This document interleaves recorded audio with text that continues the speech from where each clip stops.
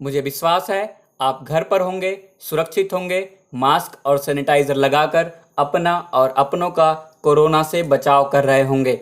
Hello दोस्तों, आर्यमगढ़ classes में आपका स्वागत है। हम आपको पढ़ा रहे हैं बाल विकास और आज का टॉपिक रहेगा हमारा बाल विकास को प्रभावित करने वाले कारक। अब तक मैंने पिछले वीडियोस में आपको बाल विकास के अर्थ, आवश्यकता तथा क्षेत्र और मैंने आपको बाल विकास की अवस्थाएं एवं शारीरिक विकास, मानसिक विकास, संवेगात्मक विकास, भाषा का विकास, अभिव्यक्ति क्षमता का विकास, सृजनात्मक एवं सृजनात्मक क्षमता का विकास, इतने सारे टॉपिक मैंने डिस्कस कर दिया है। आप जाके मेरे बाल विकास के प्लेलिस्ट में सबको देख सकते हैं। और हम चलिए डिस्कस करते हैं बाल विकास को प्रभावित करने वाले कारक। इसमें दो कारक आते हैं, आंतरिक कारक और बाह्य कारक। आंतरिक कारक में वंशानुगत कारक, शारीरिक कारक, बुद्धि, संवेगात्मक कारक, सामाजिक प्रकृति शामिल है।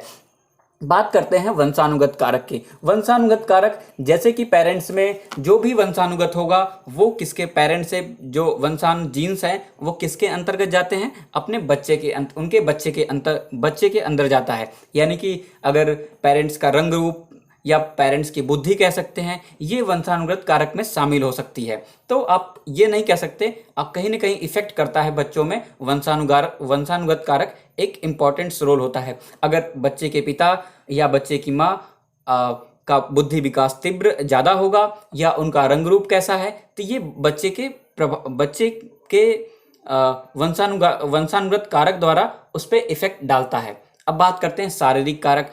ये दूसरा सबसे बड़ा कारक है। शारीरिक कारक, अगर बच्चे का शारीरिक विकास अच्छे तरीके से हो रहा है तो बालक का विकास अच्छे तरीके से होगा।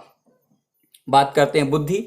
अगर बुद्धि का विकास अच्छे तरीके से हुआ है, अगर बुद्धि कह सकते हैं, अगर बच्चा प्रतिभाशील है तो हम उसके अनुसार उसको शिक्षा दें ताकि हम वो समाज को एक बेहतर इंसान बन सके या आने वाले जो उसकी जो पूरी दुनिया बची है वो अपने जीवन को बिल्कुल अच्छा कर सके और वो आगे चल के डॉक्टर, इंजीनियर्स बन सके।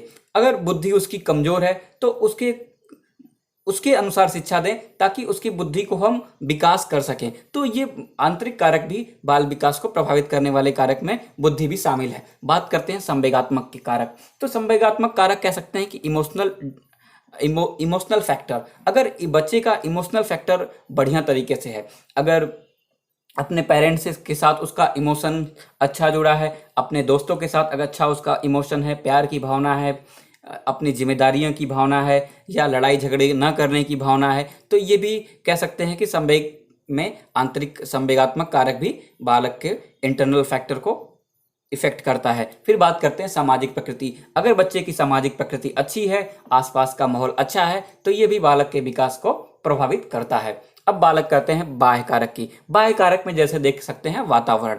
अब देखिए, वातावरण बालक के विकास में बहुत ही महत्वपूर्ण योगदान कह सकते हैं, बहुत ही महत्वपूर्ण योगदान इसका है।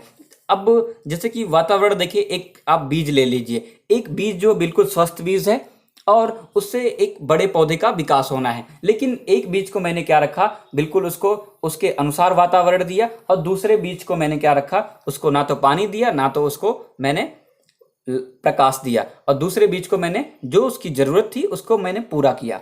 तो दोनों में अंतर ये देखा कि एक जो बीज है अच्छे तरीके से अंकुरित हुई और वो बड़े पौधे का निर्माण कर लिया, लेकिन दूसरी बीज ने वही बीज, सेम बीज थी और सेम जगह से मैंने ली हुई थी, उस बीज में अच्छे पौधे या उसका अच्छे तरीके से अंकुरण नहीं हुआ और एक छोटा पौधा बना।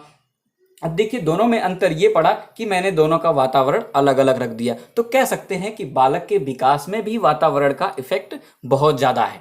वंशानुगत कारक के साथ साथ वातावरण भी बहुत ही इंपॉर्टेंट रोल अदा करता है बालक के विकास में। तो ये थे बाह्य कारक का सबसे पहला टॉपिक, भौतिक वातावरण। दूसरा टॉपिक बात करते हैं सामाजिक आर्थिक स्थिति। अगर परिवार की सामाजिक आर्थिक स्थिति बेहतर है तो बालक का विकास बेहतर तरीके से होगा। अब बात करते हैं गर्भावस्था के दौरान माता के स्वास्थ्य एवं परिवेश की।